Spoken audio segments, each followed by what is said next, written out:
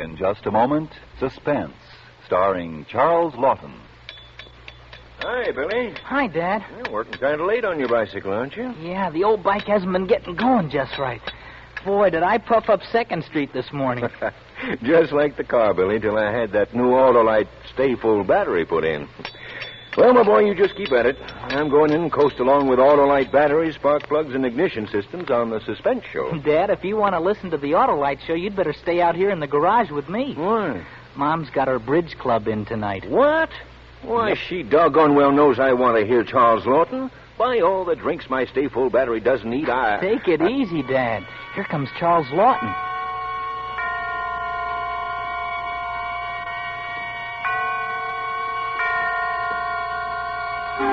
Suspense.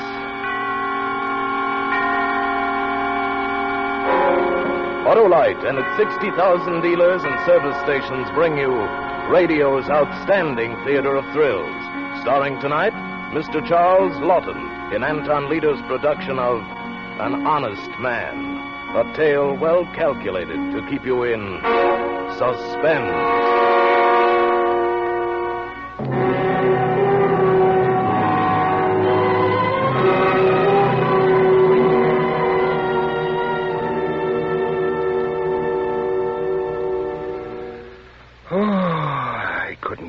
I lay in bed that night listening to the stillness and loneliness of the empty house and tried to bring my mother back to me. Freddie, my son, I must leave you now. I know that you will miss me, but you needn't, for you are strong. I shall not be worried about you. I have taught you well. Taught me well. For the first time, the meaning of those words became clear to me. The tears dried in my eyes, my jaws clenched. That was the woman, my mother, to whom I'd been closer than anyone else in the world. Indeed, I'd been close to no one but my mother in all my 44 years. And after the tears, a flood of memories passed before my eyes, and after the memories came the realization that I was glad. My mother was dead, and I was glad.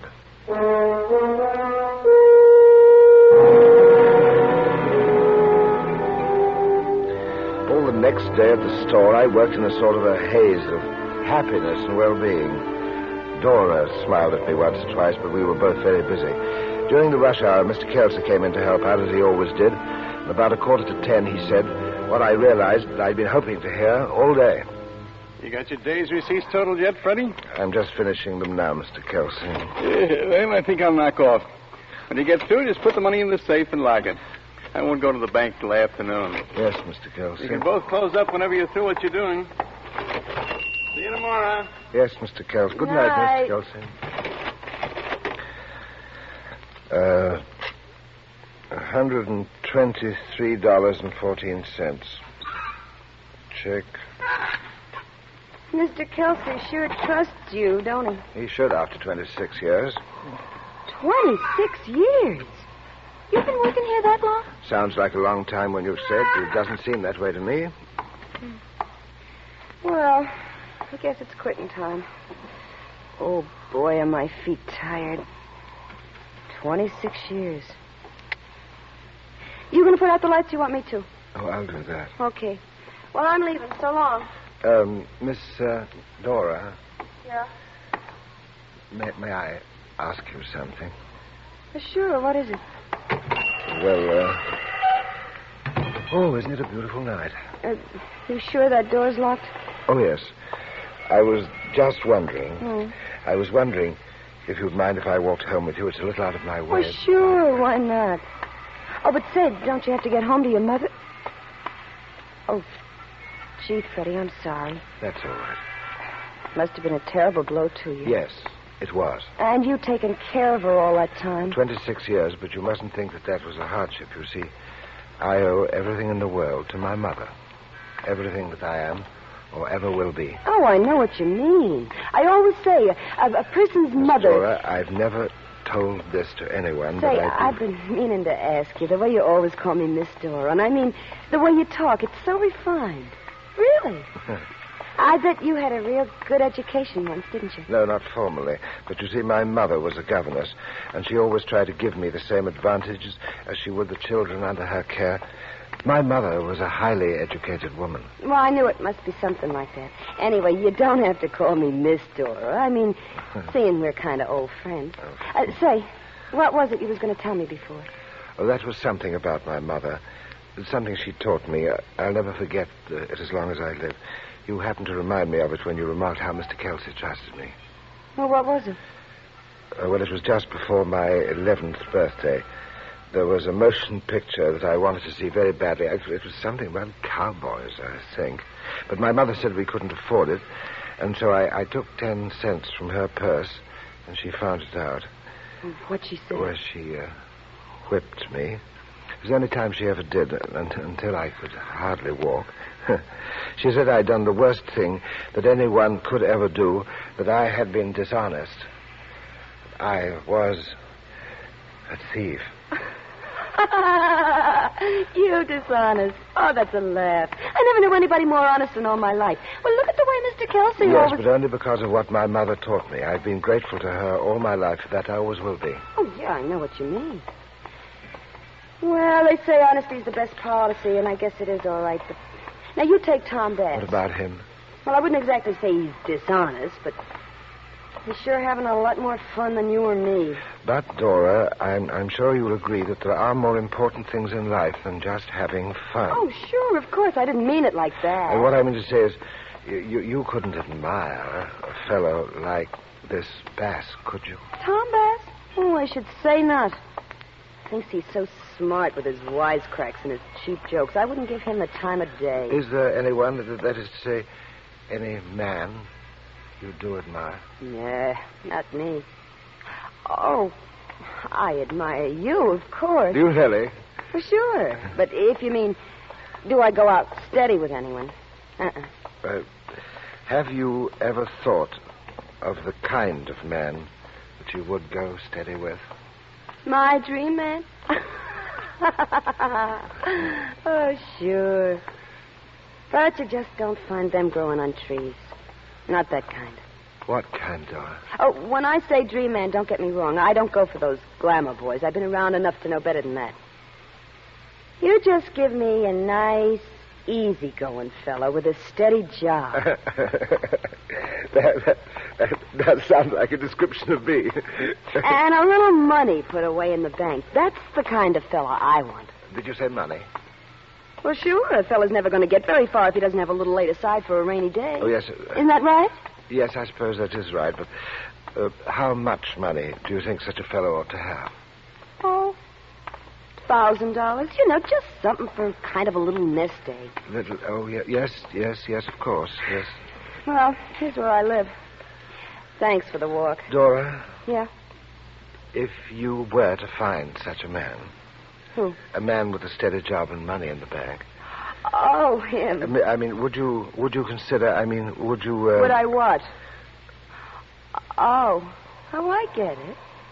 Well, sure, if I thought I could make him happy. Oh, I know you would. Why not? Well, till death do us part.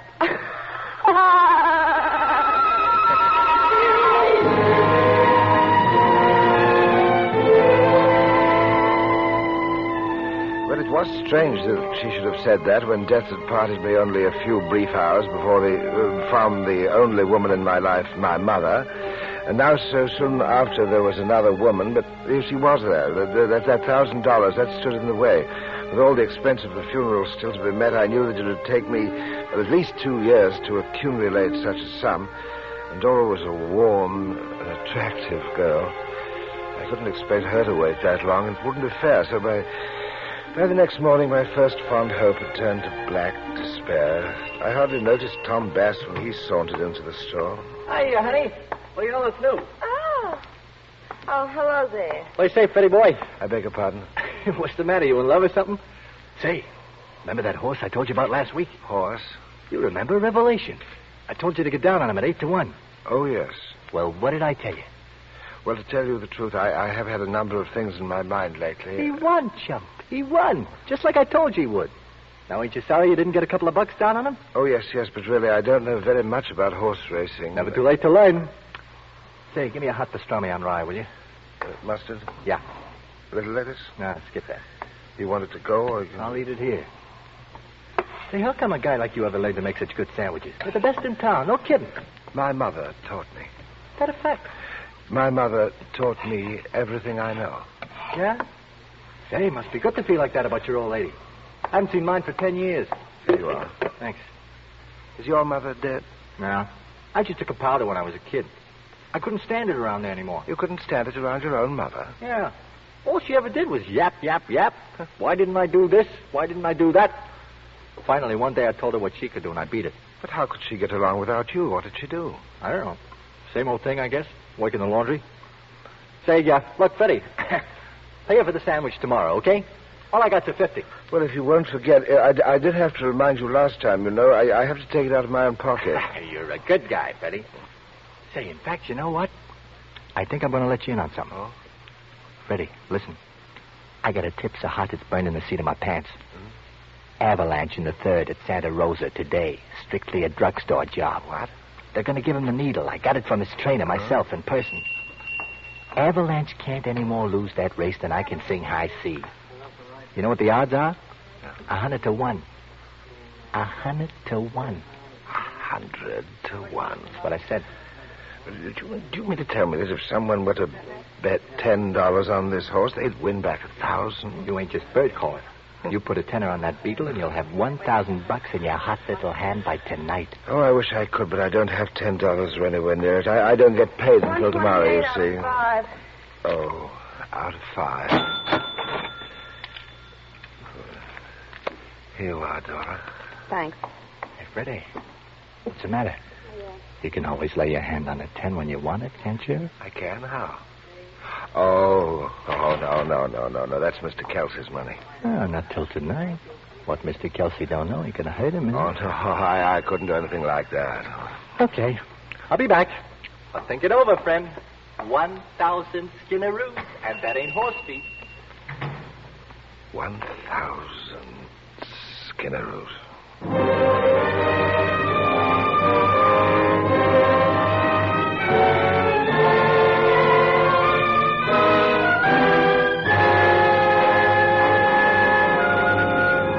Suspense, Autolite is bringing you Mr. Charles Lawton in radio's outstanding theater of thrills, Suspense.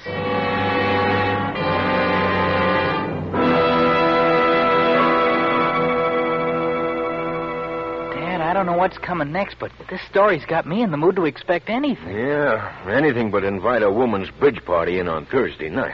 Still peeved at Mom, Dad? Well, I... Cheer up. This car radio's operating hunky-dory. Thanks to your new Autolite Stay Full battery. Besides, Mom's partner probably just trumped her ace. So, let's listen to Frank Martin, the Autolite announcer. Yes, the new Autolite Stay Full battery needs water only 3 times a year in normal car use. This greater liquid reserve practically eliminates one of the major causes of battery failure. Car owners tell us it's the greatest battery ever built. The greatest battery ever built. Money cannot buy a better battery for your car. You know, Billy, the boys over at the service station tell me that these Autolite Stay-Fulls are really setting up some long time between drinks records. Yeah, Dad, I guess it's like having a camel under your hood, huh? Oh, better than that. An Autolite Stay-Full only needs a drink 3 times a year in normal car use. So, friends, see your friendly neighborhood Autolite battery dealer and order the new Autolite Stay Full battery for your car. It needs water only 3 times a year in normal car use. And there are the important advantages of extra plates and fiberglass insulation that mean so much to long battery life. And now, Autolite brings back to our Hollywood soundstage Mr. Charles Lawton as Freddie in An Honest Man, a tale well calculated to keep you in suspense.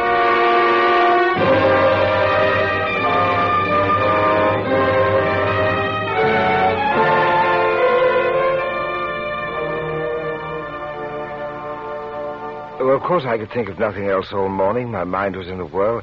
$1,000 with $1,000 I could propose to Dora. I could propose to her that very night. At the same time was the appalling thought of what I'd have to do. I would have to take $10 from the cash register. $10 that was not mine. That would be stealing. I would be a thief. But as I thought, I wondered. Perhaps Tom Bass was right. It wouldn't be stealing if I put the money back, and by tonight I'd have the $1,000. I could put it back. But that was it. That was the difference. Well, I'd taken the money from Mother that time. I had no prospect of replacing it, but this way, so the next time I went to the cash register to make change, I slipped $10 out of the drawer and put it into my apron pocket. After that, I found I was perspiring and my hands trembled so that I nearly cut myself a dozen times working at my sandwich board. Then I saw Tom Bass coming through the door. Tom! Yeah? What's the matter? Tom! I've got the $10. $10? Oh, yeah. Hey, now you're getting smart. Give it to me. I'll place it on Yeah, that. but Tom, are you sure? Are you absolutely sure? I tell you, the nag is in at a walk. I got a few skins down on this one myself, don't forget. All right, but when will I get the money? 6 o'clock tonight, the latest. I'll bring it around myself. Give me the 10. Yeah, you won't forget, will you? Forget? With $1,000 in my kick, how could I forget? Relax. You got nothing to worry about. Freddie? What was you and Tom talking about just now? Oh, he was just telling me about some horse or other. Well, you better be careful how you talk to him about horses. Why do you say that? Well, that's the way he makes his living, ain't it? Yes, I should rather imagine it is. Oh, Dora. Yeah? Would you care to, that is, when we're through work, would you care to go somewhere with me this evening? Go where? Oh, why, Freddie. Are you asking me for a date? Yes, I suppose I am. Oh, Freddie, that's real cute. I might even take you up on it. You mean that you will go? I might. I'll tell you at quitting time. Why can't you tell me now? Oh, something might come up. What could come up? I don't know what could come up. Anything could come up. One of us might drop dead.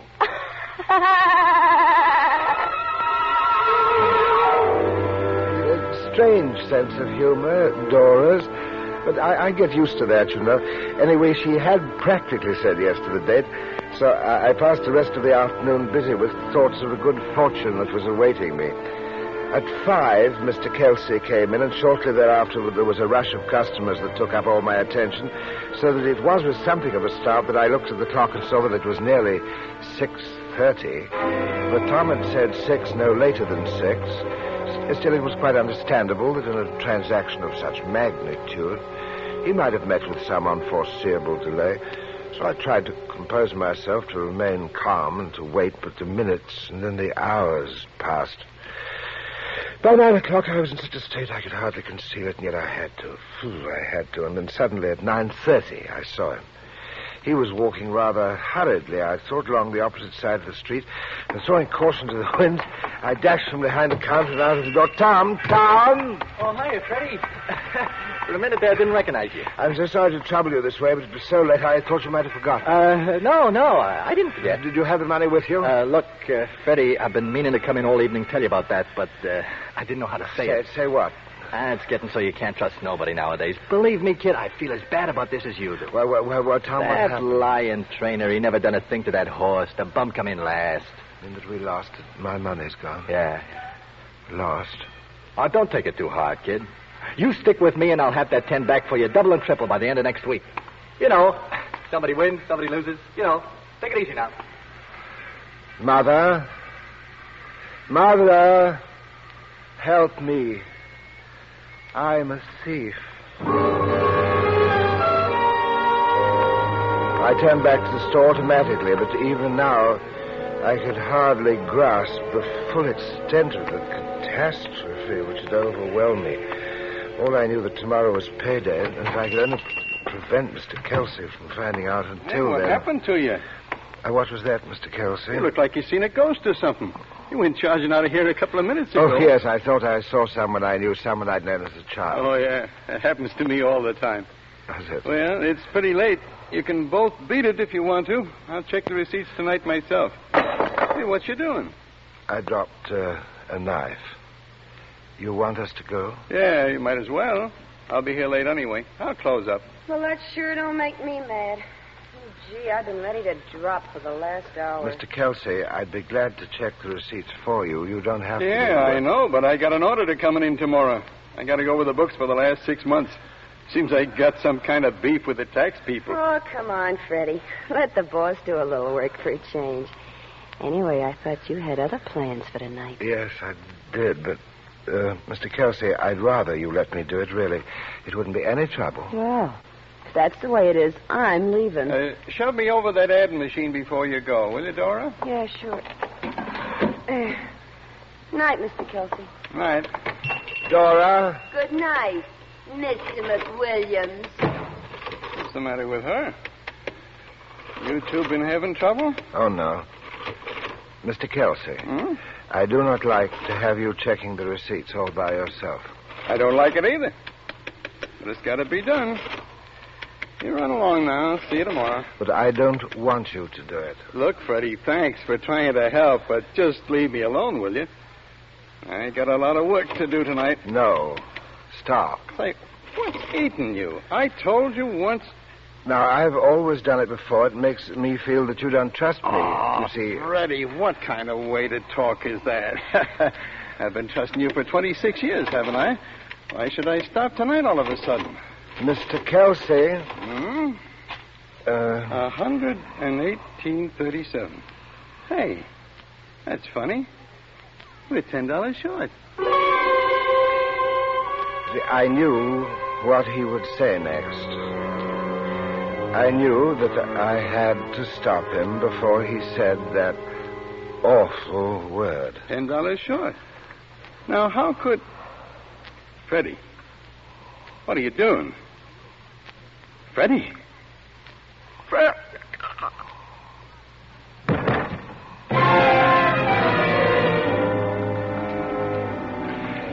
I washed my hands most carefully at the sink and dried them on my apron. Then I bent over Mr. Kelsey, or rather, Mr. Kelsey's body, and I removed from his pocket the sum of $32.50, the exact amount that would be owing to me in salary on the following day. Of this sum, I put $10 in the cash register.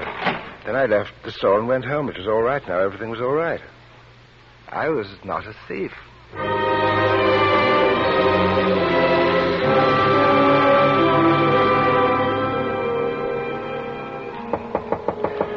I was so exhausted when I got home and just dropped in my bed. I must have fallen asleep that way because I was fully clothed when I was awakened some hours later. Yes. Who is it? It's me, Dora. Let me in.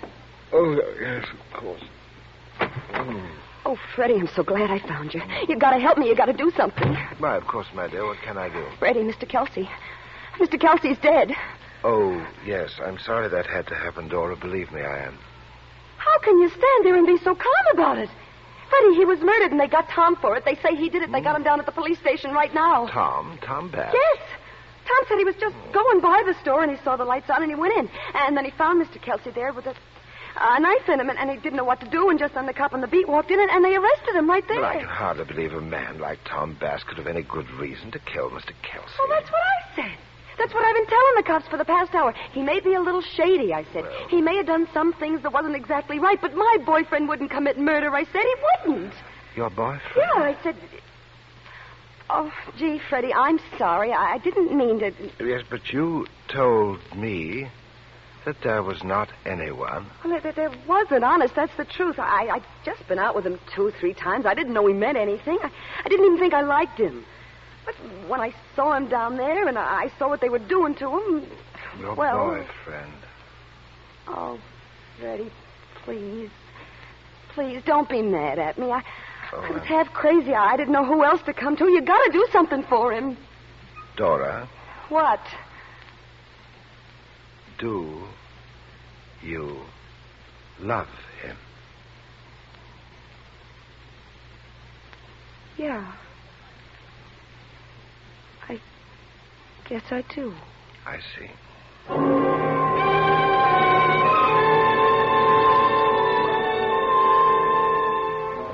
I left her there and started for the police station. Tom Bass meant nothing to me, of course. It meant less than nothing now.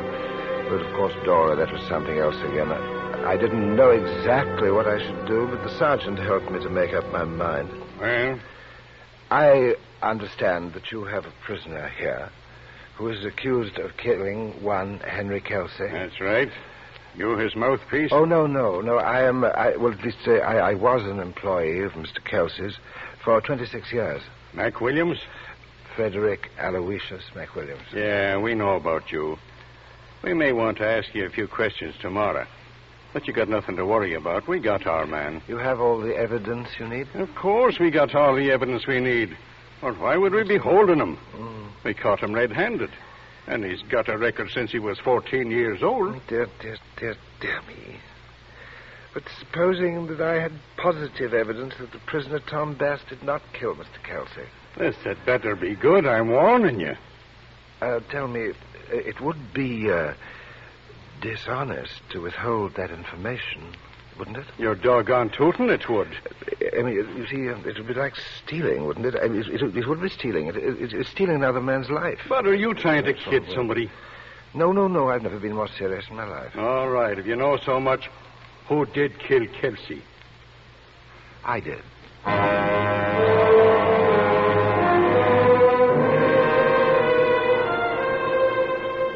Poor Dora. I'm afraid she'll have to wait a year for Tom Bass. It seems the police frown on his method of making a living, whereas for me, a great calm has settled over me. Oh, such a calm as I've never known before in my life. Soon I shall be joining Mother. She will smile when she sees me, and I know that she'll be proud of me, and she'll understand. She'll understand that whatever faults I may have had, I was not a thief.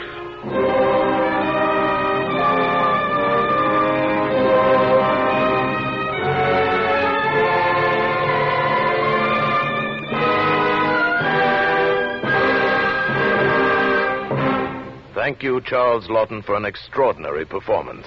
Mr. Lawton will return in just a moment. Say, Billy, Charles Lawton was certainly in the groove tonight. I'll say. Hey, Dad, here comes Mom. I just thought you two'd be out here puttering, you and your bikes and batteries, with Charles Lawton on the Suspense program, too. Mary, did you listen to Suspense? Why, of course I did. You're always talking about your Autolite Stay Full battery, so I thought I'd listen to Suspense and get the real back. Well, what about the Bridge Club? Oh, they came early so we could all listen to Charles Lawton. My guests are just leaving now. Well, Dad, I guess we men can't win. What do we do now? Why, finish your evening right, gentlemen. Listen to the Autolite announcer signing off. So remember, folks, Autolite Stay Full needs water only 3 times a year in normal car use. That's another reason why everybody is switching to Autolite Stay Full batteries. Autolite means batteries. Stay full batteries. Autolite means spark plugs. Ignition-engineered spark plugs. Autolite means ignition system. The lifeline of your car.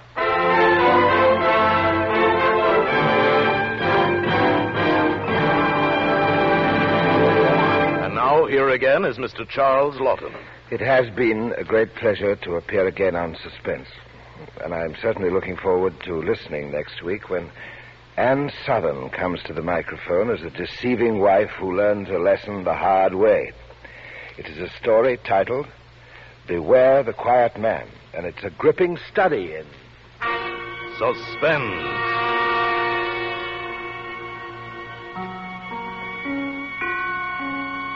Charles Lawton may currently be seen in Paramount's The Big Clock. Tonight's suspense play was written by Robert L. Richards, with music composed by Lucien Morawick and conducted by Lud Gluskin. The entire production was under the direction of Anton M. Leader. Next Thursday, same time, you will hear Ann Southern in Beware the Quiet Man.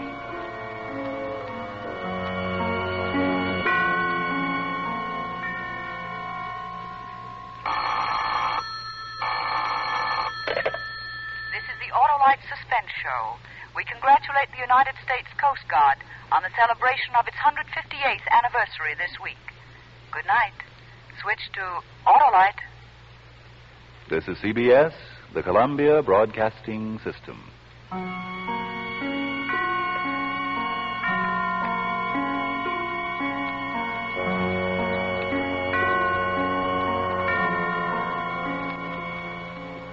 In just a moment, Suspense with Ann Southern. Billy, turn that radio down. How can we play bridge? Okay, Mom. I like the Autolite show, but not so loud. Whose deal is it, May? Mine, Mary. My husband Ed always listens, too. When he's home on Thursdays, our house sounds just like his service station. I know what you mean. Tonight's probably spark plug night. You'd think the announcer with his commercials would be enough, but no. It's switched to Autolite resistor. Spark plug. I know. Batteries and ignition systems. Well, Dora, what are you dreaming about? Oh, Autolite? You mean the show with Ann Southern? Oh, Mary, tell Billy to turn up the radio again. I wouldn't miss Suspense Billy, for will you turn the radio up? Your Aunt Dora Yes, ma'am.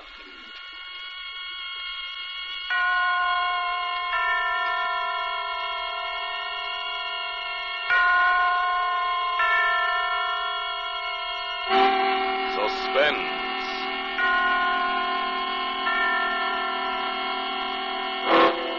Autolite and its 60,000 dealers and service stations bring you radio's outstanding theater of thrills. Starring tonight, Miss Ann Southern in Anton Leader's production of Beware the Quiet Man. A tale well calculated to keep you in suspense.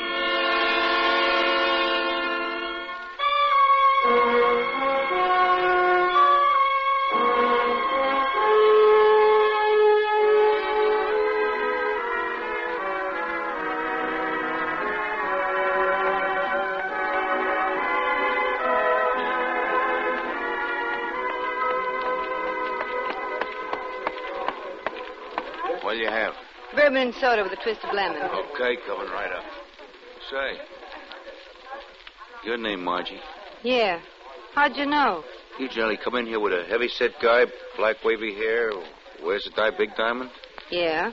Yeah, he was in a while ago. Said to tell you he'd be late, but for you to be sure and wait for him. But I can't wait. I gotta get home to my... I gotta get home. How late do you say it'd be? Oh, about an hour. Oh, for crying out loud. Okay, give me some nickels. Yeah. Here you are. Thanks.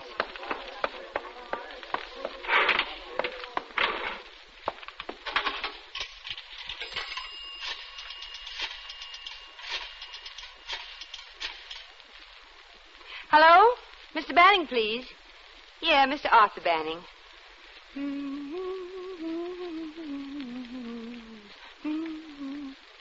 Arthur? Margie. I'm going to be late for supper. Yeah, I ran into a girl I used to know at Lincoln High. She wants me to have a drink with her. Yeah. And say, will you pick up some hamburger on the way home and start the potatoes? I'll be there as quick as I can. Bye. Here's your drink. Well, here's mud in your eye. There's a young fella down the end of the bar wants to buy you one. No, thanks. Well, it looks like a nice guy. That tall, blonde fellow over by the mirror? None other. And you got a whole hour to kill. Is he... He isn't drunk, is he? Nah, he's had a few, but he always carries it good. It might help pass the time. Say, what's it to you anyway? $5. You say, I'd sure appreciate it. He offered you $5 to get me to have a drink with him? Yeah. He is kind of good looking. Well, okay. Sure, what the heck, I'll have a drink with him.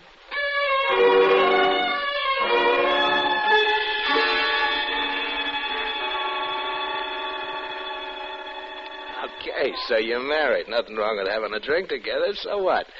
I figure what your old man don't know won't hurt him. I said I'd have a drink with you. If you've got any other ideas, I'll buy my own. Oh, now, don't get me wrong, honey. I spotted you as a good kid the minute you ankled in here.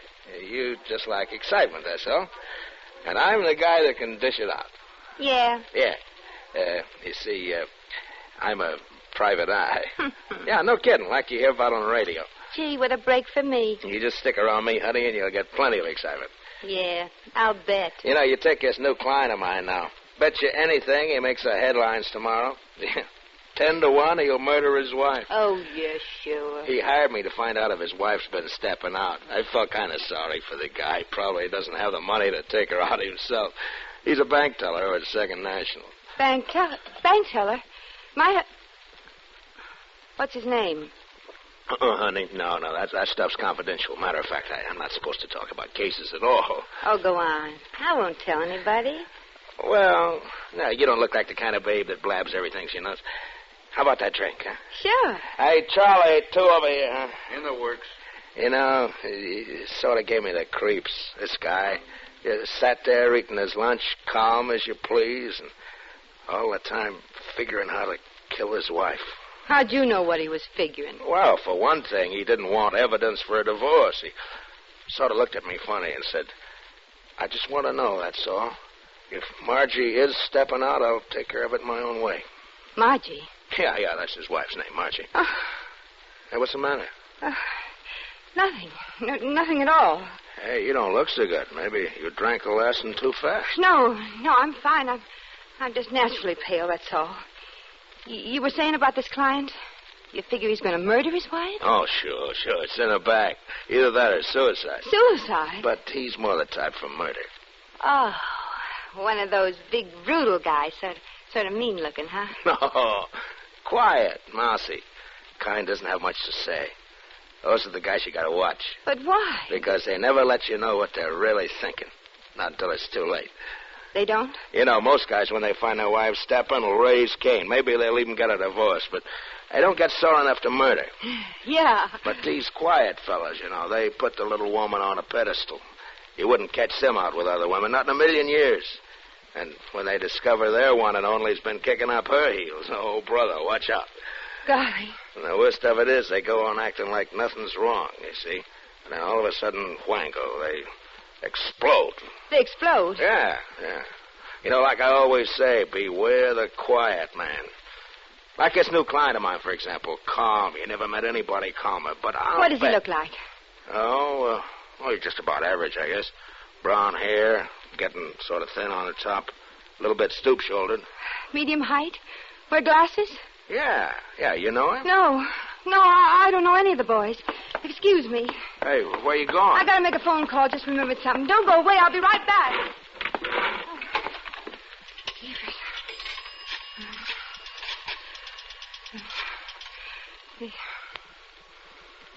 Ralph? Margie. I can't see you this afternoon. No, I'm not sore about you being late. But whatever you do, don't come into Charlie's place. Yeah, that's where I am now. You bet there's something wrong. There's plenty wrong. Either this guy I'm talking to is crazy, or else Arthur's planning to murder me.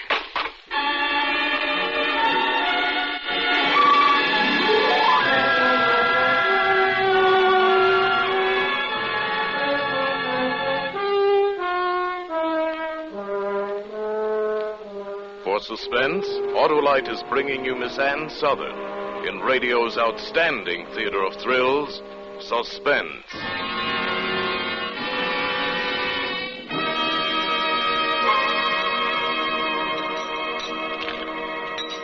Well, Dora, we're down 200 on that hand. Oh, are we? It's easy to see there's no playing bridge with you girls with Suspense on. So let's stop playing and switch to Autolite spark plugs or whatever for the rest of the half hour, huh? Oh, Mary, I could kiss you. You're such an understanding sister-in-law, and I don't want to miss a single word. What about you, May? Dora, did you know that my husband knows Frank Martin, the Autolite salesman? He does? Mm-hmm. Well, then let's listen to Mr. Martin. Right now, you can get Autolite resistor spark plugs almost anywhere in the United States. They're sensational. Why, no other spark plug will give and maintain such performance. Autolite worked with leading car and truck manufacturers, and they ignition engineered a 10,000 ohm resistor right into the Autolite spark plug that permits a wider spark gap setting and maintains it far longer than in other spark plugs. Actually, when you replace your narrow gap spark plugs with a set of wide gap Autolite resistor spark plugs, you can tell the difference in your car. Oh, dear. And to think that I'll hear every word of that again from Ed when I get home. Now, here's the simple lowdown. As a result of the wide gap in the resistor spark plugs, your engine idles smoother, you have better luck with lean gas mixtures, and save gas. And within established limits, you reduce spark plug interference with radio and television reception. Yes, and today you can get the resistor spark plug from almost any of Autolite's 60,000 dealers. That's the biggest spark plug news in years. And now, Autolite brings back to our Hollywood soundstage Miss Ann Southern as Margie in Beware the Quiet Man. A tale well calculated to keep you in suspense.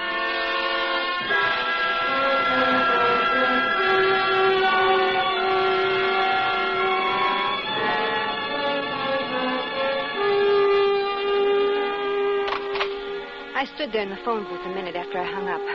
I wasn't scared exactly, but I had to let those words sink in. Either this guy I'm talking to is crazy, or else Arthur's planning to murder me. I went back to the bar. I had to find out. Oh, beautiful. I thought you got lost. Sit down, sit down. Thanks. Now, about this fella, the one who's going to murder his wife. Oh, let's can the shop talk. I want to hear about you. I don't even know your name. Did he say what made him think she was stepping out? She's supposed to belong to some bridge club the bank teller's wife's got up. But friends of his saw her downtown a couple of times on her bridge days. Is that all? You know, honey, you're pretty smart. You make like you're really interested in a guy's work. Oh, but I am. You know, I had a little doll once I thought plenty of. Would have married her, maybe, but only every time I started talking about a case, she shut me up. Never mind about your little dolls. What about this guy? Hey, you're jealous. Well, what do you know? I'm not jealous. I only want to know. It's okay, honey. It's okay. Sure, a cute little doll like you doesn't want to hear a guy spouting off about another dame. Yeah, maybe I had a few too many. I just want to hear about this bank teller. Have you met his wife, maybe? No, but he showed me a picture of her. Oh, then you know what she looks like. Oh. Hey, what's so funny? Never mind, the joke's on me. Hey, maybe you better not have many more to drink. You're acting kind of screwy. Oh, I feel wonderful. Well, here's to you. A long life. Yeah.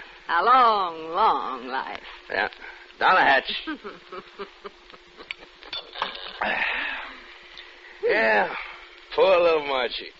You know, he showed me a snapshot of her in her bathing suit. Mm-hmm. Oh, boy, was she stacked.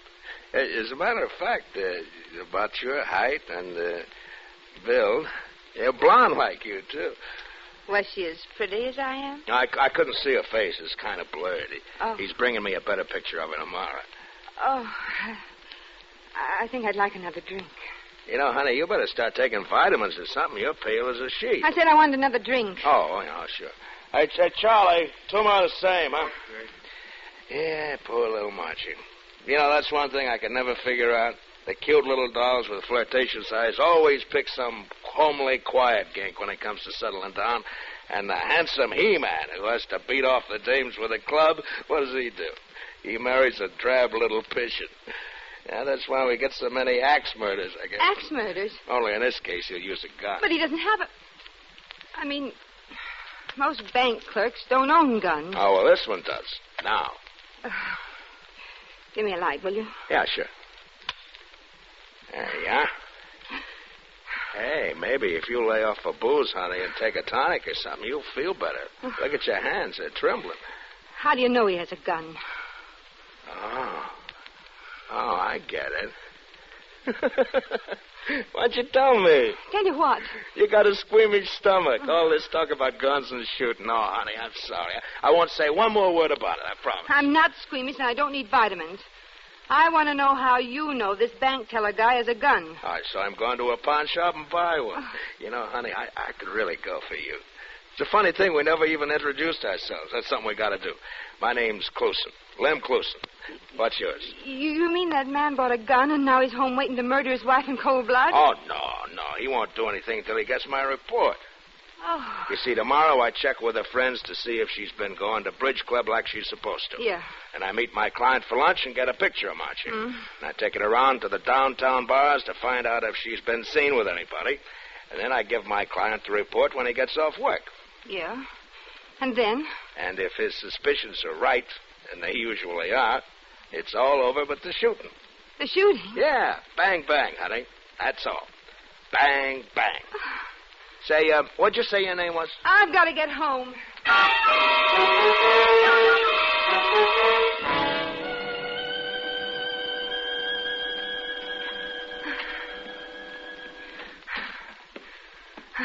Hello, dear.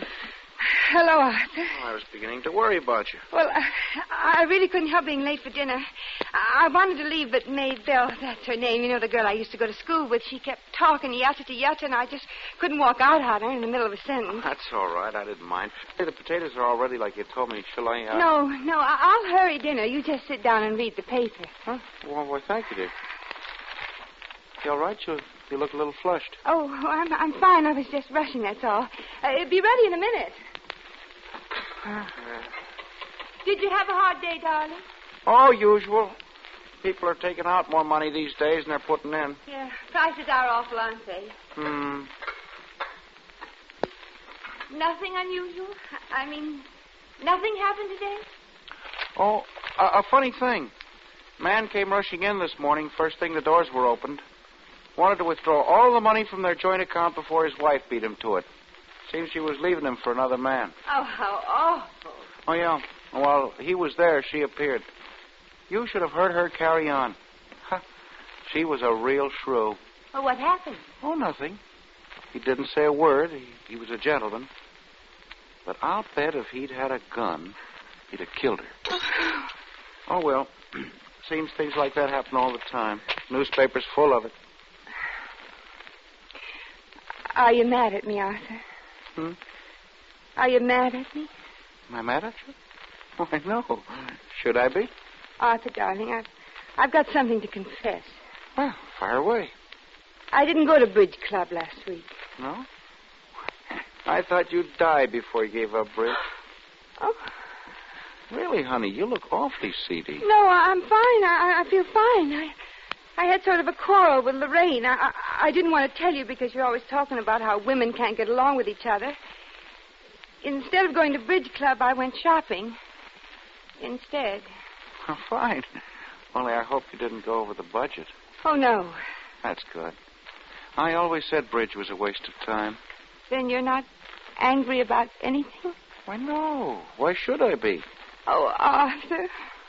What's the matter now? I don't deserve a swell husband like you. Oh, I'm not so hot. Oh, you always do the dinner dishes and bring me my breakfast in bed on Sunday mornings. The only morning you have to sleep. Arthur, I'd feel terrible if anything ever happened to us. Well, what's going to happen? Suppose someday you got real mad and exploded. Exploded? Yeah. What if you got a gun and shot me dead? Oh, for heaven's sakes, Margie, where do you get those crazy ideas? You mean no matter how mad you got, no matter what I did to make you mad, you wouldn't shoot me dead? Margie, you know I'd rather die than hurt one hair on your head. Oh, Arthur, not suicide. Say, how many drinks did you and Maybelle have? Arthur, I want you to know I'm going to change. I'm going to be a better wife from now on. I'll stay home all the time and darn your socks. You? Darning socks. You just wait and see. I'll get up every morning and make your breakfast. Oh, Margie, you know you won't do any of those things. I will, too. Nonsense. Women like you never change. I will, too. I'll change right away. Tomorrow. Besides, I don't want you to. Oh, come here, baby.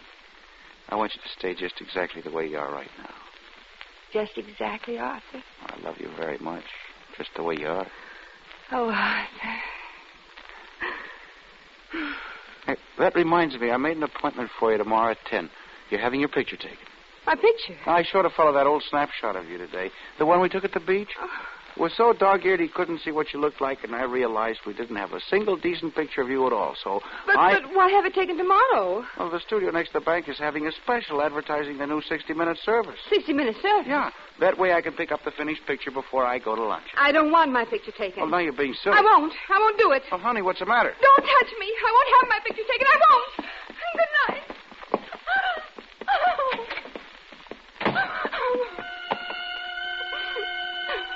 Sort of gave me the creeps, this guy. Sat there eating his lunch, calm as you please, all the time figuring how to kill his wife. Quiet, mousy. That's the kind you gotta watch. Never let you know what they're really thinking. All of a sudden, wango, they explode. Bang, bang, honey. That's all. Bang, bang. Oh, no. There must be some mistake. Arthur wouldn't hurt me. He wouldn't. I won't think about it. I'll take a sleeping powder and go to bed. The gun. He did buy a gun. It's all true. Every word of it's true.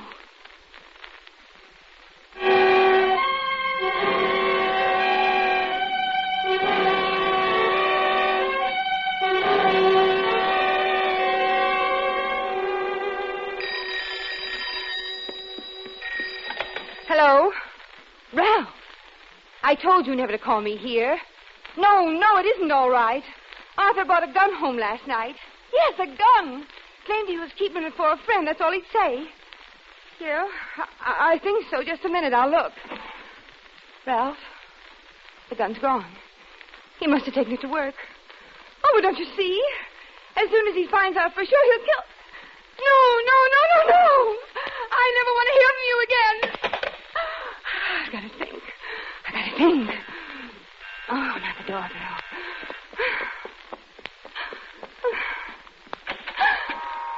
Oh, Lorraine.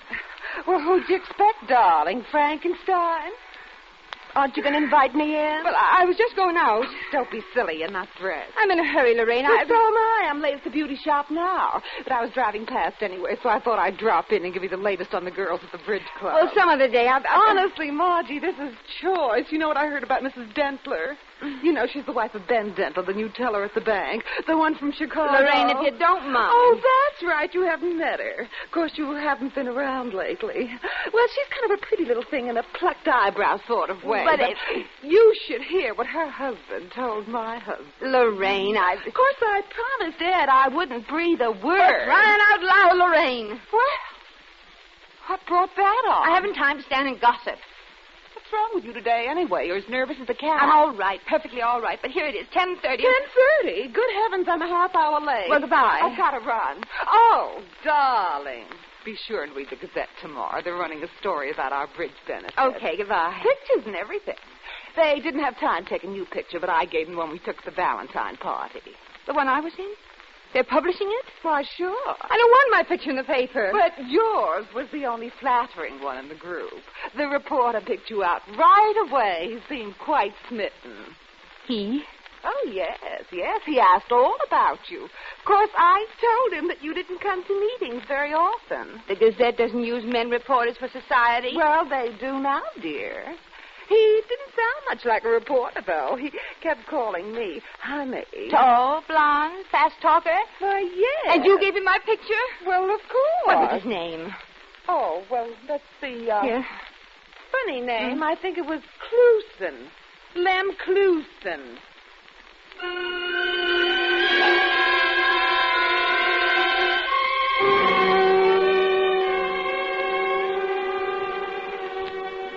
But, Charlie, it's a matter of life and death. I've got to get a hold of Lem before noon. Well, like I said, he ain't been in. You sure he never told you where he worked? No, he's gumshoeing for some private detective outfit. Oh, give me some nickels. Lots of nickels. I got some telephoning to do. Acme Detective Agency. Do you have a man named Clusen working for you? Lem Clusen? No? Thanks. Brandon Agency? I want Mr. Clusen, Lem Clusen. Oh. Yeah, I guess I have the wrong number. Hawkshaw Detectives. I'm looking for a man named Lem Clusen. No, I don't want to hire you to find him. But you're the last one in the book. He's got... Okay, sorry.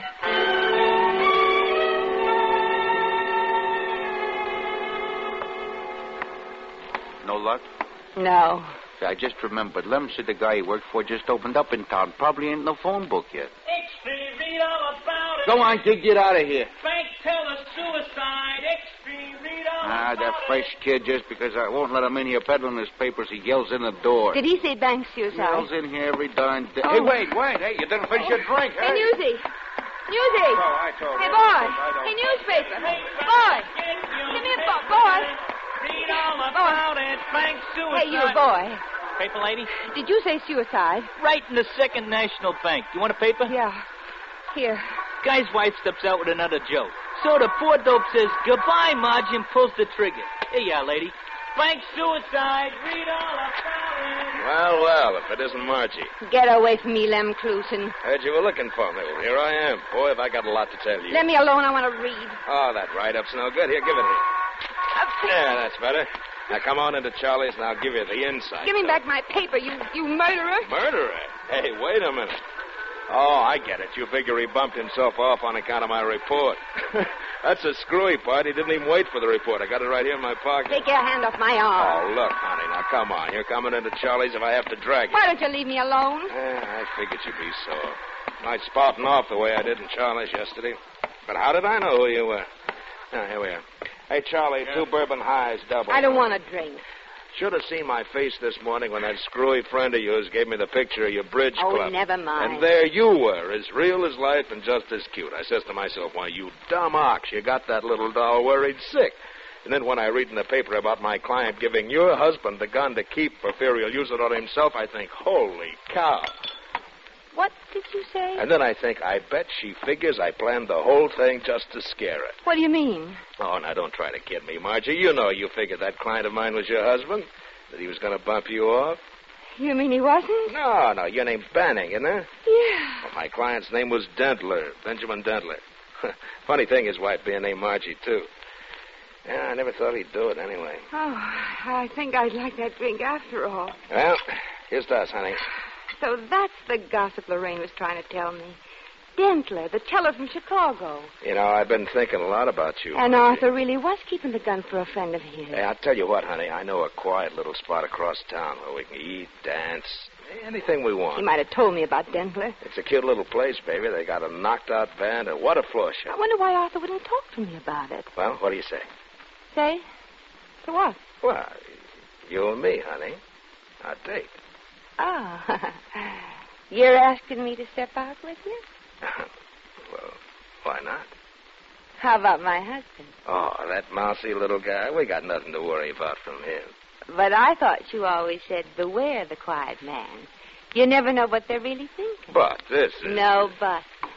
If you'll pardon me, Mr. Lemclusen, I'm going home and start his supper.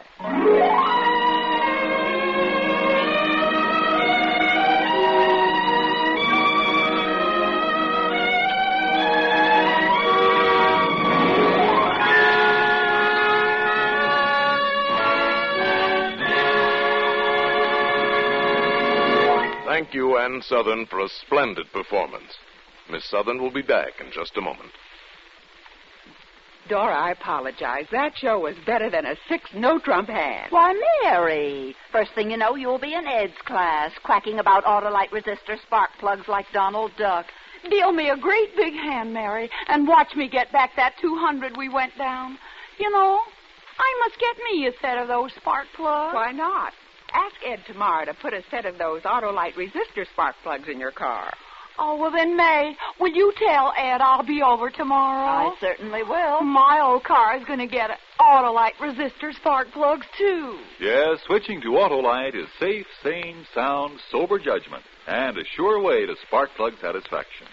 That's why everybody's switching to Autolite.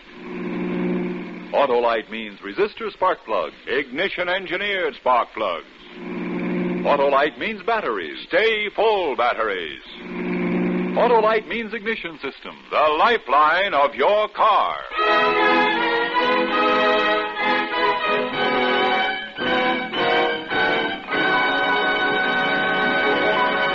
And now, here again is Miss Ann Southern. I've enjoyed this appearance on Suspense very much. And as a regular Suspense listener, I'm looking forward to next week when Martha Scott stars in Crisis, a powerful study in... Suspense.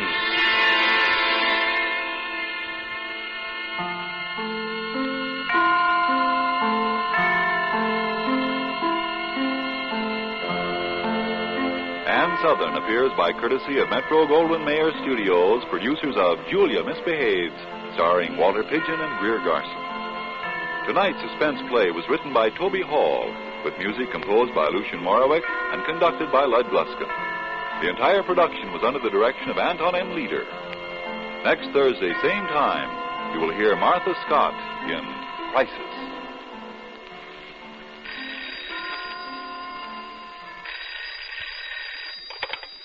This is the Autolite Suspense Show, calling the people of the USA. Here's your potty, sir. Thank you. This is CARE Incorporated.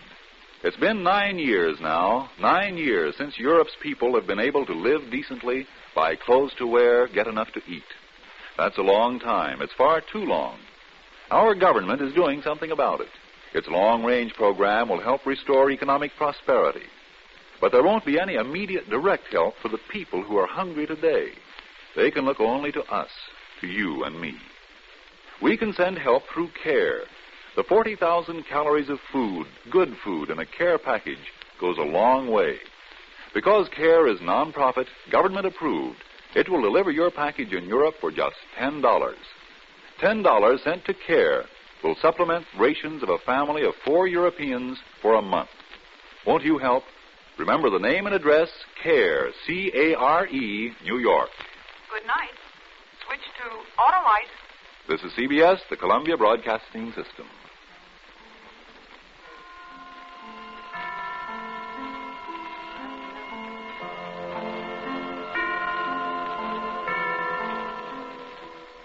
In just a moment, Suspense with Martha Scott. Hey, it's time for the Autolite radio show, You Mom. better wake your dad up. I know darn well he won't want to miss it. You're right. Hey, Dad. This'll get him. Dad, who makes the Stay Full batteries? Autolite. And who makes spark plugs and complete ignition systems for your car? Autolite. And what radio show do the Autolite people put on over CBS every Thursday night? What? Hey, it's time for Suspense. Switch on the radio, Billy. The radio's on, dear. Just be quiet and listen.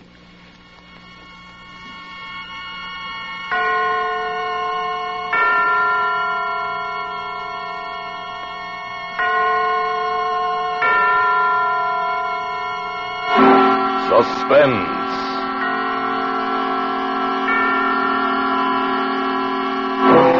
Autolite and its 60,000 dealers and service stations bring you radio's outstanding theater of thrills. Starring tonight, Miss Martha Scott in Anton Leader's production of Crisis, a tale well calculated to keep you in suspense.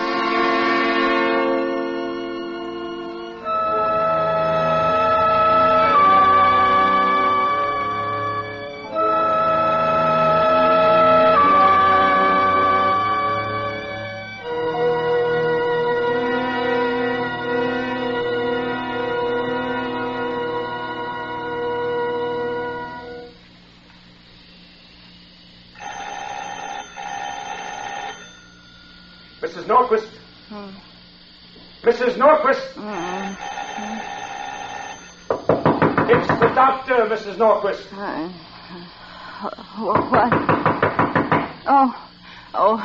Coming. Oh, I'm sorry, Doctor. I fell asleep. I told you not to. I warned you. I couldn't help it. Let me see the baby.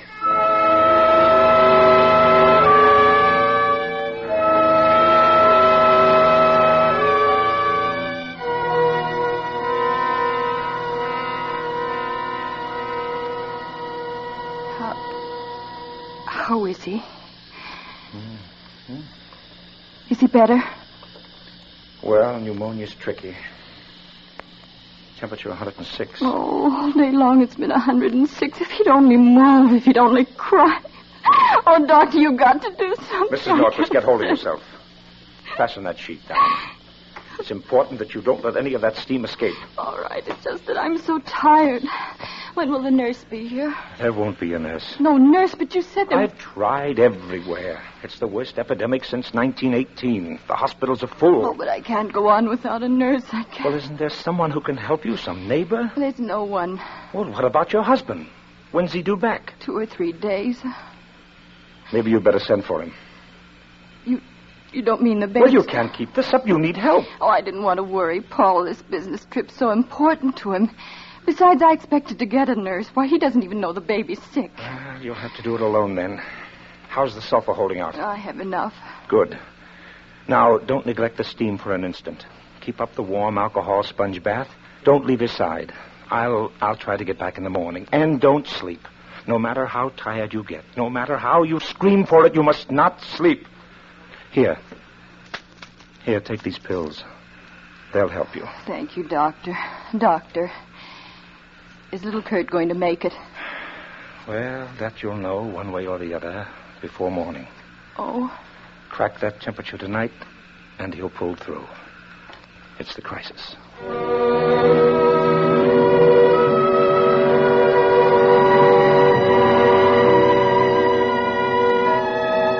Poor baby. Little thin legs. Kick the covers, darling. Kick them. That's what legs are for. You don't want to give up now, Kurt. You're just beginning. You haven't seen half there is. You've never thrown a snowball or hit a home run or gone fishing with your dad. Oh, Kurt. Kurt, you should be in a hospital. Not in a homemade croup tent with a kettle of steam under your bed. In a hospital with nurses in white starched uniforms. Nurses who are awake. Whose hearts don't break when they look at you. I mustn't think about it. Steam. A kettle under the bed. Steam to breathe. Another kettle on the stove. Sponge baths every few minutes. Every few minutes. Temperature 106. Temperature 106. Temperature 106. How many times I took it, I don't know. Nothing in the room seemed real or tangible anymore. Nothing but the steam. Steam. I watched it, hypnotized. Now it was an eraser on a blackboard removing today's problems. Now it was a windshield wiper pushing aside the rain so I could see ahead of me. The vision slowly cleared. And then I saw it. A light. No, 6 lights. Bright flames, birthday candles. 6 birthday candles on top of a white cake. Happy birthday to you. Happy birthday to you. Happy birthday, little Kurt. Happy birthday to you. 6 years old. You're a big boy now, son. I want my present. Oh, mercenary little creature, isn't he, Paul? Okay, Muggy, here it is. Here, son, let me help you. Leave it alone. What? Don't you dare touch it. Oh, now look here, Kurt. Please, Paul, it's his birthday. All right. Go ahead, unwrap it. Well, Kurt, don't you like it? No. Oh, why, Kurt Norquist, how can you say such a thing after your daddy bought you a wonderful fire engine? Why didn't you get me one with 1 seat? But what's wrong with 2 seats? When it's got 2 seats, you gotta let some other kid ride with you. But don't you want to share your fun with your little friends? I don't like nobody to have fun but me. Kurt, you come back here. Let him go, Paul. Oh, but He's Mary. just a little boy. He'll get over it. Well, I hope so.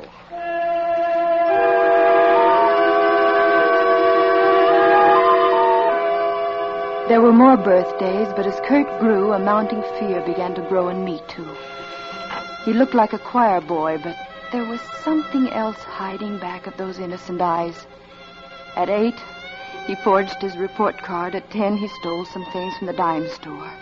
By the time he showed promise of being taller than his father, his personality, in spite of everything we tried to do, was really beginning to frighten us. You wanted to see me, Father? Yes, I did. Your mother and I are very concerned about you. Again? Why weren't you in school all week? It bores me. Well, where were you? What have you been doing? Thinking. Just thinking. What about, Kurt? What is it you think about? Is there something bothering you? Yes. Well, what is it, son? School. I hate it. But you like to read. That's different. I read what I like. I don't like to be told what to do. But don't you understand? Everybody has to be guided and told what to do. Sure, I understand. But I don't have to like it. And I don't like it. Kurt, I'm surprised at you. Is that all, Father? Yes, that's all. I'm disappointed. I thought you were going to beat me. Why, you insolent... Paul, Kurt! Please. There's someone at the door. What? Why, Mr. Johnson. Kurt home? Why, yes, he is. Hello, Paul. Oh, Fred. Well, what is it this time? Are you going to tell them, Kurt, or do you want me to? I don't mind. I stole a watch from Evans's jewelry store. A swell wristwatch. A watch? Oh, Kurt. We were going to buy you one for your birthday. You didn't have to steal it. It was more fun stealing. Lots more fun. This time I'll have to take him to juvenile court, Mrs. Norcross. Oh, no. Fred, let me bring him down. You go on. I want to talk to him. Paul's face was gray with hurt. His cheeks sagged and his eyes were bleak as he turned to Kurt. I didn't want it this way, son, but maybe it's the only solution. Maybe it'll help straighten you out. You're not going to put me in a reform school. Kurt! Kurt! Paul was savage as he ran up the stairs after him. Kurt slammed the bedroom door in his face, and as Paul flung it open... You've had this coming to you for a long time. Oh, no, you don't. Keep away from me. Kurt! Wild lust was on Kurt's face, and a gun was in his hand, his father's revolver. I knew he'd do it even before it happened. Kurt! Paul went limp as he turned to me with a look of shocked surprise. Mary. Paul!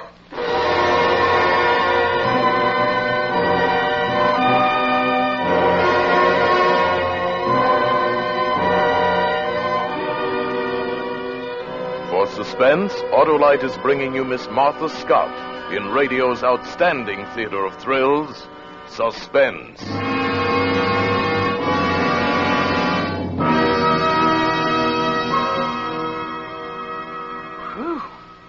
That didn't wake you up, Dad. Nothing will. Wake me up? Why, I wasn't asleep a while ago. I was just fooling you. Fooling, huh? Then tell me what I said. Just before Suspense started? Yeah. You asked me who made the Stay Full battery. Naturally, I said Autolite.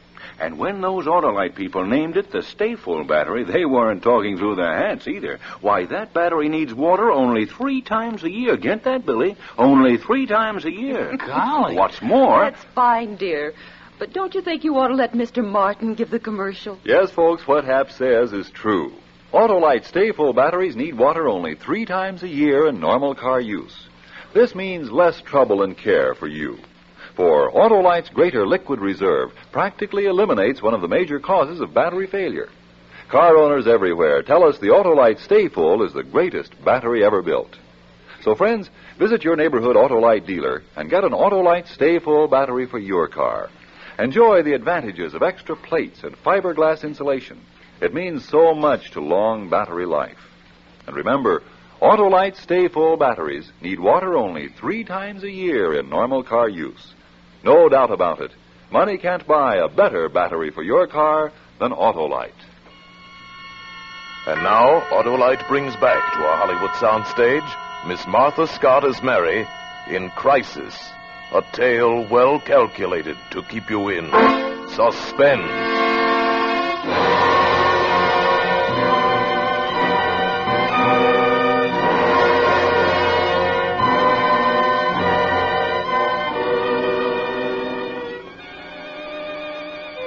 The visions continued to rise out of the steam clouds. I found myself sitting beside Paul's bed. He was out of danger. Accidental shooting while cleaning a gun. That's what Paul told the doctor. I wanted to tell the truth, but I wouldn't hurt him any further. No, Kurt didn't go to the reform school. We hushed that up, too. Lies suffocating us. We shrank, Paul and I, crawled into our shells, confused, disillusioned, afraid of our only son. But Kurt grew, and so did his misdemeanors, until he was a handsome giant with the face of a Viking saint and no soul at all. The incident with Elaine McGregor proved that.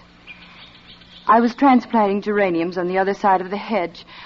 I didn't mean to eavesdrop. What's going to happen to us? I wouldn't know. Doesn't it make any difference to you? Should it? It's easy for you, isn't it? What did you expect? Nothing, really. You're in a class by yourself, Kurt.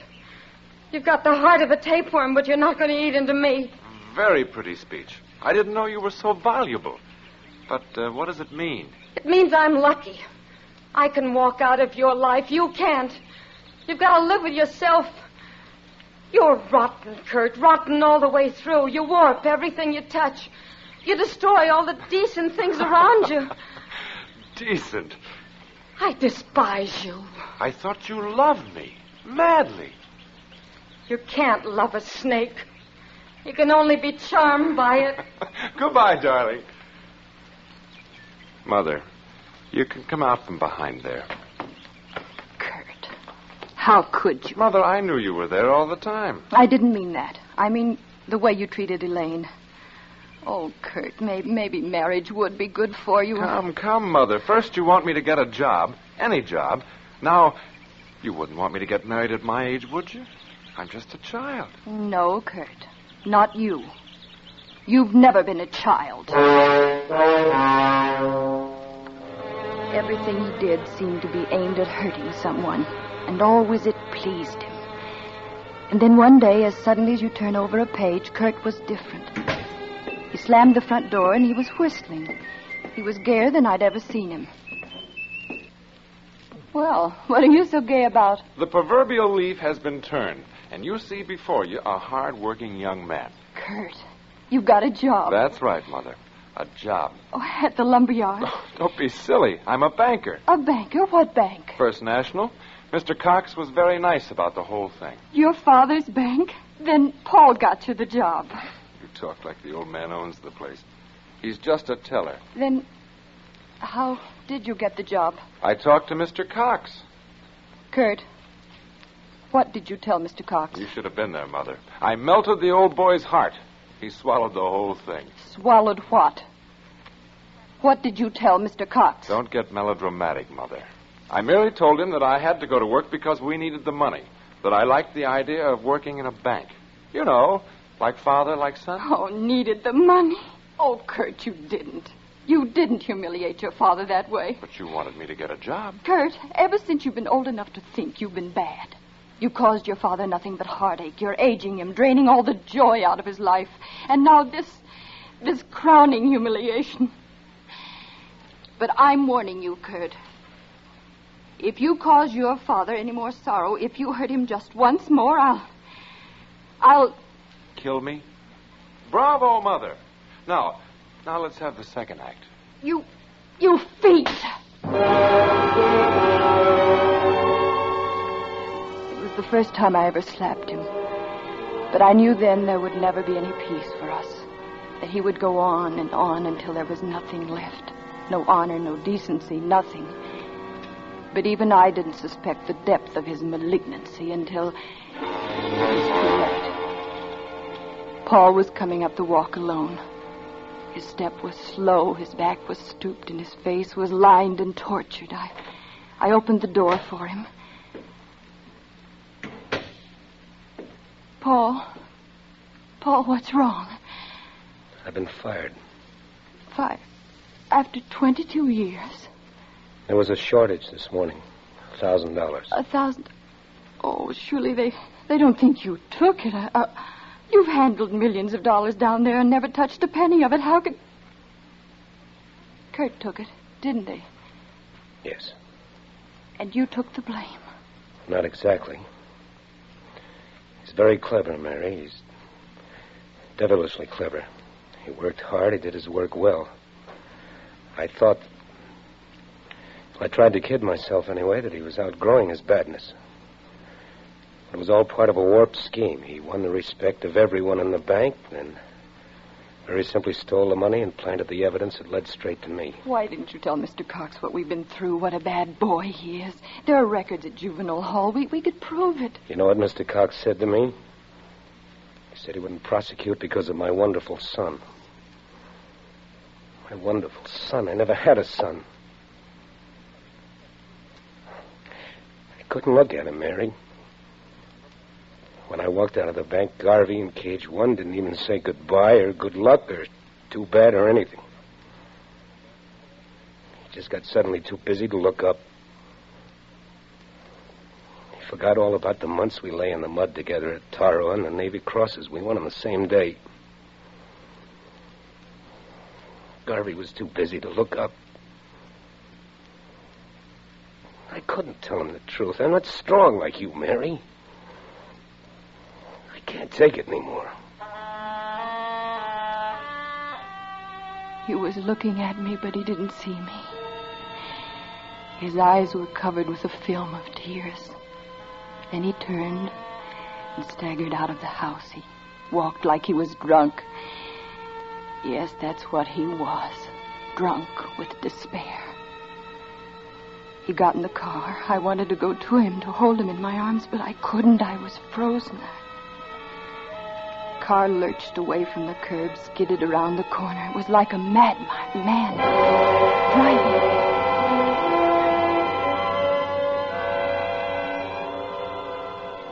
I wasn't surprised when they called me from the hospital.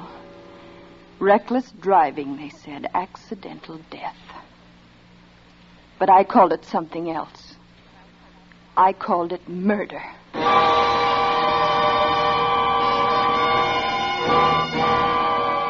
At that moment, I died too. Oh, I went through the motions of living at the cemetery and after. I kept on, not counting the days coming or going, and one day I realized Kurt was 25, a man, a handsome, ruthless man. We lived in the same house, but we had nothing to do with each other. Until one November afternoon, I was in the kitchen making an apple pie. It had always been Paul's favorite. Suddenly, the room was throbbing with Paul's presence. Paul! I dropped the knife on the floor and ran up the stairs into my bedroom. Mine and Paul's. I was wild out of my mind. I turned about the room, everywhere searching. I needed him terribly. I could feel his presence, and yet it wasn't enough. It had to be something tangible, something I could touch. And then I remembered. The Navy Cross and the Purple Heart, they were his. They were part of him. I pulled out the shirt drawer and threw his shirts on the bed. The Purple Heart was there in its satin-lined box. But the Navy Cross was gone. Oh, Paul. Paul. Oh.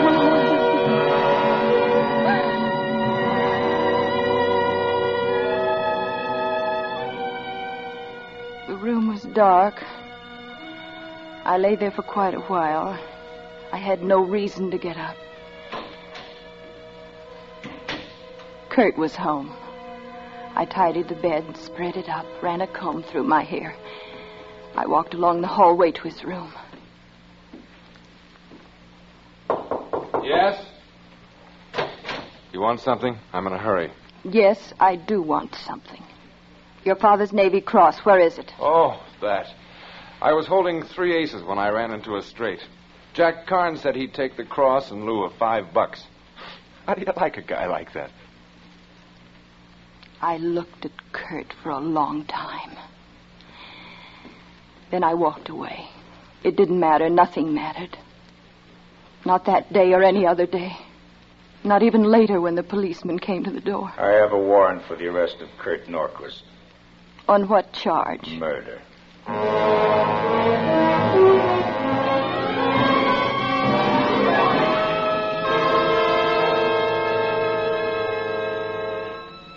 It was a colorful trial. Murder in the first degree. The front pages were blotched with it. Little shop girls hurried to buy the evening editions of the sordid testimony to read on their way home from work. I went to the trial every day and listened with this strange sense of unreality. Sure I killed him. All I could think was that flashing, handsome young man up there admitting to murder and worse is my son. No, I didn't hate him. I didn't even know him very well. Then why don't I feel anything? I just wanted to see what it was like. That's all. Why don't I shudder with disgrace? Why don't I crawl off into a corner and die? Sorry? What for? He's dead, isn't he?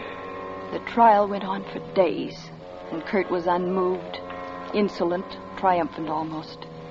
Even as his wretched soul made ready for the lethal chamber, he was untouched. In there, madam. 5 minutes. Thank you. Well, hello, Mother. Mother? Oh, yes, I am your mother. Huh? Oh, you brought me some cigarettes.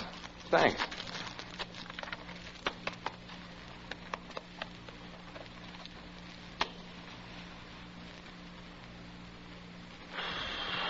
Well, I wonder what it's going to be like. What? You know, That last mile. I'm a queer guy, all right. I don't feel sorry about anything. As a matter of fact, I don't feel anything at all. Never did. Except that maybe this is a good smoke. I looked deeply into his face, beyond the pale blue eyes, into the black soul. I gave him life, but I couldn't give him honor. He exhaled.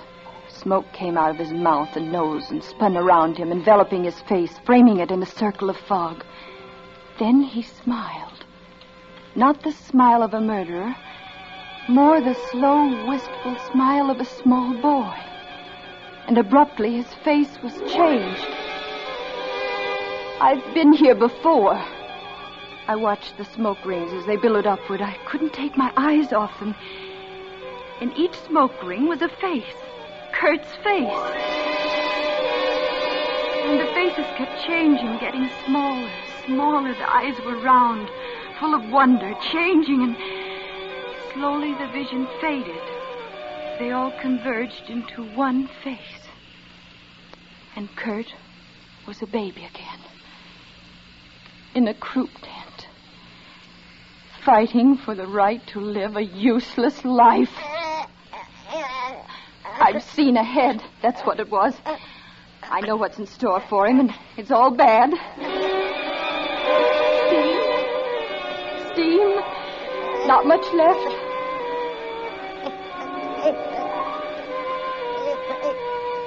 In a moment, there won't be any. Oh, let him go. He'll turn out bad. No good, not worth my tears. It won't be wrong. Let him go. Steam. It's gone. I won't get the kettle. It isn't wrong. Let him go. No. Oh, no, little Kurt, wait. Don't go. Oh. The steam. Kettle. Don't take him. Oh, please don't take him. He's just a little baby. He doesn't know. Steam. I must take his temperature. Oh, I'm afraid. Crisis. Temperature 106. 6/10. 107. Oh, no. He's gone. He's gone. He's dead.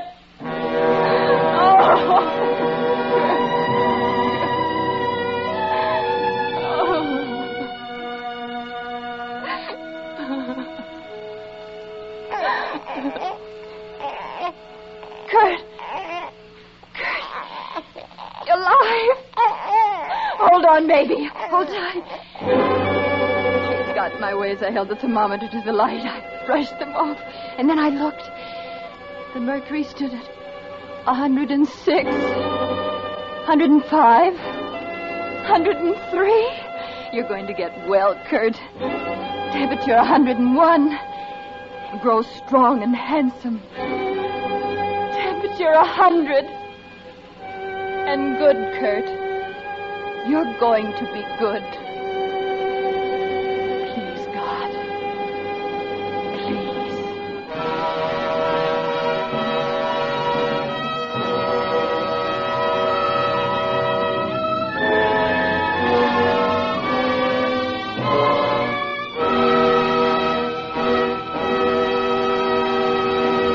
Thank you, Martha Scott, for a splendid performance.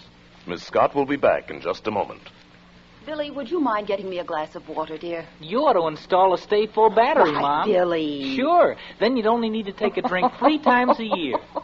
Oh, you men. Can't you talk about anything but that Autolite battery? Now, look, honey, if you wanted to go downtown tomorrow morning and the car wouldn't start, you'd be pretty mad, wouldn't you? Why, of course I'd be mad. Sure, so would anybody. That's one reason why we have a stay full battery in our car. And listen to this. Yes, friends, Autolite Stay Full batteries are designed to save you trouble and care by practically eliminating one of the major causes of battery failure, lack of water. You see, Autolite Stay Full batteries need water only 3 times a year in normal car use. And remember, when it comes to automotive electrical parts, Autolite means batteries. Stay full batteries. Autolite means spark plugs. Ignition engineered spark plugs. Autolite means ignition systems. The lifeline of your car.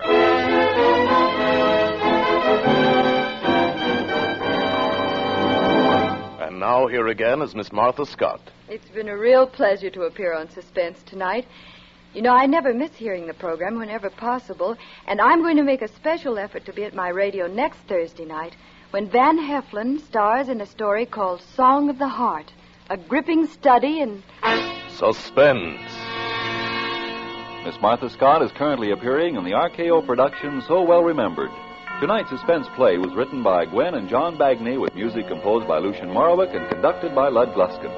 The entire production was under the direction of Anton M. Leader. Next Thursday, same time, you will hear Van Heflin in Song of the Heart.